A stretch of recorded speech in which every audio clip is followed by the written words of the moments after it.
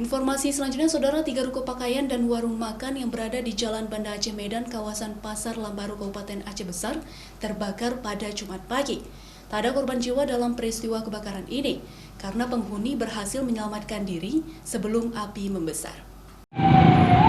Kepulan asap pekat menyelimuti langit kawasan Pasar Lambaru pada Jumat pagi. Ruas jalan utama Banda Aceh Medan sempat ditutup saat proses upaya pemadaman yang dilakukan petugas dengan menggunakan 7 armada pemadaman. Saat petugas tiba di lokasi, kondisi api sudah membesar di bagian lantai 2 ketiga ruko berkonstruksi permanen yang berdempetan.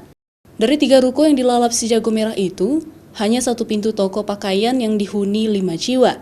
Namun mereka berhasil menyelamatkan diri dari lantai 2 sebelum api membesar.